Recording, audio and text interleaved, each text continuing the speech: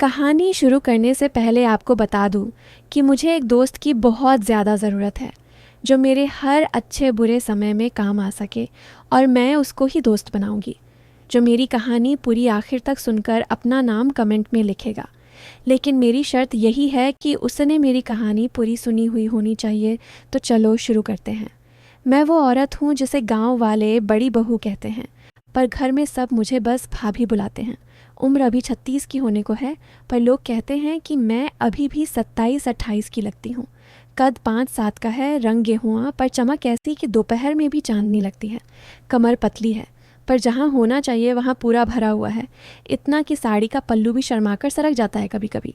लोग पीठ पीछे कहते हैं कि मेरे चलने में भी एक लय है, जैसे कोई गाना बज रहा हो। मैं हंसती हूँ तो गालों पर 2 गड्ढे पड़ जाते हैं, और जब नाराज़ होती हूँ तो होंठ फूल जाते हैं, बिल्कुल अन्नार आर के दाने जैसे। हमारा घर पुराना है, बड़ा वाला हवेली टाइप। मेरे देवर जेठ लोग सब बाहर शहर में रहते हैं, ससुर जी गुजर गए, बस मैं और मेरे पति जी हैं, और हमारा नया नौकर बलवंत। बलवंत आया था पिछले साल बसंत पंचमी के आसपास। गांव का ही लड़का है, उम्र 25-27 के बीच होगी। कद मुझसे भी 2 इंच ऊंचा, चौड़े कंधे, मूंछें अभी पूरी तरह काली नहीं हुई, पर आँखें, अरे उसकी आंखों में कुछ ऐसा है कि जब देखता है ना, लगता है मेरे सारे कपड़े देख रहा हो। मैं जानती हूँ वो ऐसा नहीं सोचता, पर आंखें झुकाते देर लगती है उसकी। पहले तो वो सिर्फ अब बाहर का काम करता था, लकड़ी काटना, गाय दूहना, खेत में मदद करना। फिर एक दिन मेरे पति जी को अचानक दिल्ली जाना पड़ा, 15-20 दिन के लिए। घर में मैं अकेली। रात को नींद नहीं आती थी। एक रात मैं छत पर चली गई, ठंडी हवा लग रही थी। चांद पूरा था, चांदनी ऐसी कि पूरा आंगन चांदी का लग रहा था। मैं साड़ी का आंचल सरकाकर बाल खोलकर खड़ी थी कि अचानक पीछे से आवाज़ आई, भाभी आप यहाँ। मैं चौंकी। बलवंत था, बनियान और धोती में। उसकी छाती पर चांदनी चमक रही थी। मैंने जल्दी से आंचल ठीक किया, पर पहले ही देख चुका था। मैंने पूछा, तू यहाँ क्या कर रहा है इतनी रात को? वो बोला, नींद नहीं आ रही थी भाभी, आप अकेले हैं, सोचा छत पर कोई है तो देख लूं। मैंने हंस कर टाल दिया, पर उस रात के बाद कुछ बदल गया। वो अब घर के अंदर भी आने लगा, कभी चाय बनाने में मदद, कभी बर्तन धोने में। मैं मना करती तो कहता, भाभी आप थक जाती हो दिन भर, मैं कर लूँगा। धीरे धीरे बातें बढ़ने लगीं। सुबह जब मैं नहाकर पूजा करती, वो बाहर दरवाजे पर खड़ा रहता। मैं पूजा की थाली लेकर निकलती तो उसकी नज़र मेरे गीले बालों पर, मांग में सिंदूर पर, फिर धीरे से मेरे होठों पर रुक जाती। मैं जानबूझकर आंखें नहीं मिलाती थी, पर दिल की धड़कन तेज़ हो जाती थी। एक दिन मैं रसोई में चूल्हे पर रोटी बना रही थी। गर्मी बहुत थी, मैंने साड़ी थोड़ी, पसीना मेरी गर्दन से होता हुआ पीठ में जा रहा था। बलवंत अचानक आया, मेरे पीछे खड़ा हो गया। बोला, भाभी लकड़ी कम पड़ रही है। मैंने पीछे मुड़कर देखा, वो मेरी कमर को देख रहा था जहाँ साड़ी थोड़ी। मैंने जल्दी से साड़ी ठीक की, पर वो वहीं खड़ा रहा। मैंने कहा, जा लकड़ी ला दे। वो गया, पर लौट कर आया तो उसके हाथ में लकड़ी नहीं, मेरे लिए एक गिलास पानी था। बोला, भाभी आप बहुत पसीना बहा रही हो, पी लो। मैंने गिलास लिया। उंगलियां उसकी उंगलियों से छू गईं। एक पल को लगा जैसे बिजली दौड़ गई। मैंने पानी पिया, गिलास लौट आया। उसने गिलास लेते वक्त मेरी उंगलियां दबा दीं हल्के से। मैं कुछ नहीं बोली। फिर ऐसे ही दिन गुजरने लगे। कभी मैं कपड़े धो रही होती, वो पास में बैठ जाता। मैं झुकती तो वो मेरे कंधे देखता। मैं जानती थी वो देख रहा है, पर रोकती नहीं थी। मुझे भी अच्छा लगता था कोई मुझे इस नज़र से देखे। पति जी तो साल में 4 बार आते हैं, वो भी 2-2 दिन। एक दिन मैं अपने कमरे में कपड़े बदल रही थी। दरवाज़ा अंदर से बंद था, पर खिड़की खुली थी। बाहर से आवाज़ आई, भाभी। मैं चौंकी। बलवंत था। मैंने जल्दी से साड़ी का पल्लू लपेट लिया। पूछा, क्या है? वो बोला, कुछ नहीं भाभी, बस चाय बनाई है, लाऊं? मैंने कहा, रख दे बाहर। पर वो गया नहीं, खिड़की से झांक रहा था। मैंने देख लिया। मैंने जानबूझकर पीठ उसकी तरफ की और धीरे धीरे कपड़े पहनने लगी। मेरी पीठ पूरी। मैंने महसूस किया उसकी सांसें तेज़ हो गईं। मैंने डोरी बांधी, पर एक डोरी जानबूझकर छोड़ दी। फिर मुड़ी, और बोली, सुन बलवंत, ज़रा डोरी बांध देगी क्या, हाथ नहीं पहुंच रहा। वो एक पल को सांस रोके खड़ा रहा, फिर धीरे से अंदर आया। उसका हाथ कांप रहा था। उसने डोरी छुई, उसकी उंगलियां लगीं, ठंडी उंगलियां पर मुझे आग लग रही थी। वो डोरी बांध रहा था पर हाथ बार बार फिसल रहे थे। मैंने कहा, धीरे कर, दर्द हो रहा है। वो बोला, सॉरी भाभी, पर उसकी सांस मेरी गर्दन पर लग रही थी। अचानक बाहर से आवाज़ आई, पड़ोस की चाची बुला रही थी। मैंने झटके से उसका हाथ हटाया और बोली, जा यहाँ से। वो भागा। मैं दरवाज़ा बंद करके खड़ी रही। दिल इतनी तेज़ी से धड़क रहा था कि लग रहा था बाहर आ जाएगा। उसके बाद मैंने उसे 2-3 दिन नहीं आने दिया अंदर। वो भी दूर दूर रहने लगा, पर आंखें मिलती तो दोनों शर्मा जाते। फिर एक दिन शाम को मैं आंगन में तुलसी को जल दे रही थी, घुटनों के बल बैठी थी, साड़ी फिर थोड़ी। बलवंत दूर खड़ा देख रहा था। मैंने उसे देखा, मुस्कुराई। वो पास आया, बोला, भाभी मैं कल से शहर जा रहा हूँ। मैं चौंकी, पूछा, क्यों?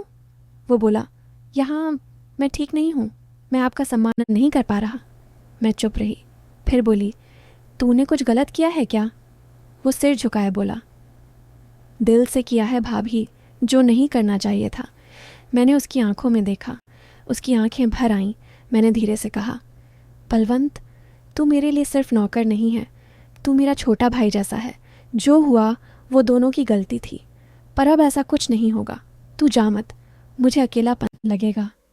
वो मेरे पैरों पर गिर पड़ा, बोला, भाभी मैं आपकी इज्जत अपनी जान से ज़्यादा रखूँगा। उस दिन के बाद सच में सब बदल गया। वो फिर वही पुराना बलवंत बन गया, मेहनती, आज्ञाकारी। पर अब उसकी नज़रें मेरे शरीर पर नहीं, मेरे चेहरे पर ठहरती। मैं जब हंसती तो वो भी हंसता। मैं जब दुखी होती तो चुपके से मेरे लिए कुछ न कुछ कर जाता।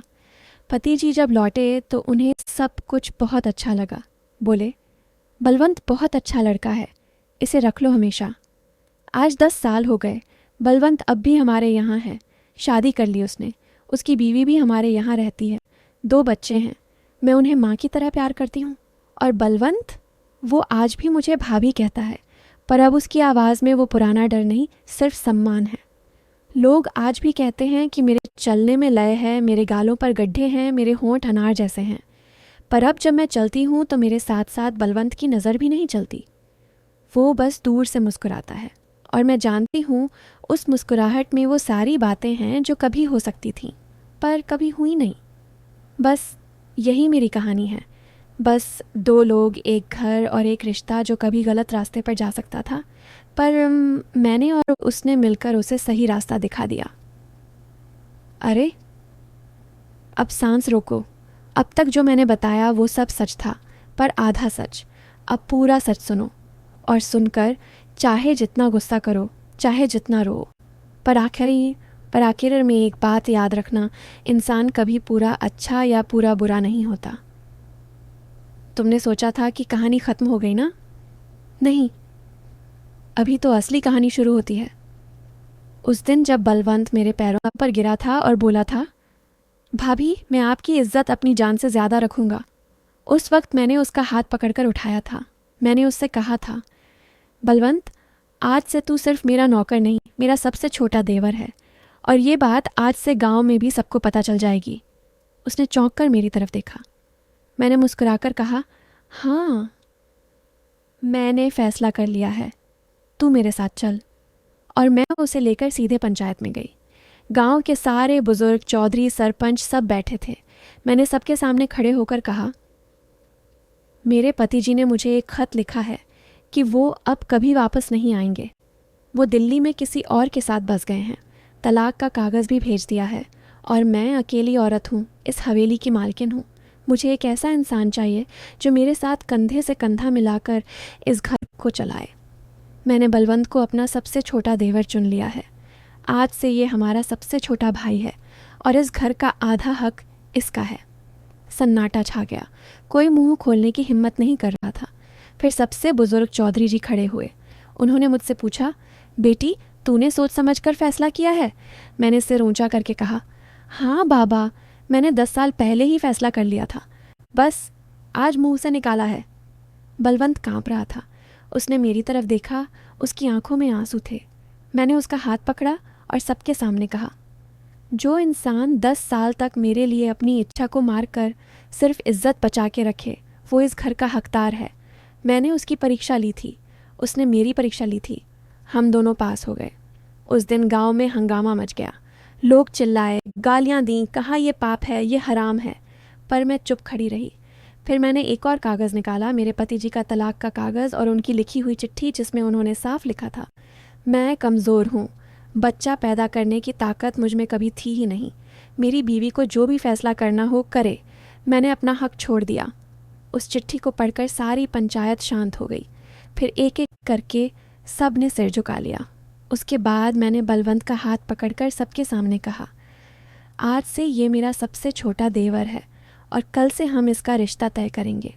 मेरी एक सहेली की बेटी है, बहुत अच्छी लड़की, उससे इसकी शादी होगी और मैं खुद इसकी बड़ी भाभी बनकर कन्यादान करूंगी। बलवंत रो पड़ा। वो मेरे पैरों पर गिर पड़ा। इस बार मैंने उसे उठाया और गले लगा लिया सबके सामने और बोली, अब रो मत, आज से तू इस घर का मालिक है। 3 महीने बाद बलवंत की शादी हुई। मैंने अपनी सारी जायदाद का आधा हिस्सा उसके नाम कर दिया। उसकी बीवी आई, बहुत प्यारी लड़की, नाम रखा हमने सुगना। फिर 2 साल बाद उनका पहला बेटा हुआ। मैंने उसका नाम खुद रखा वीरेंद्र। और जब वो पैदा हुआ तो मैंने बलवंत से कहा, तेरे खून का नहीं, मेरे फैसले का बेटा है।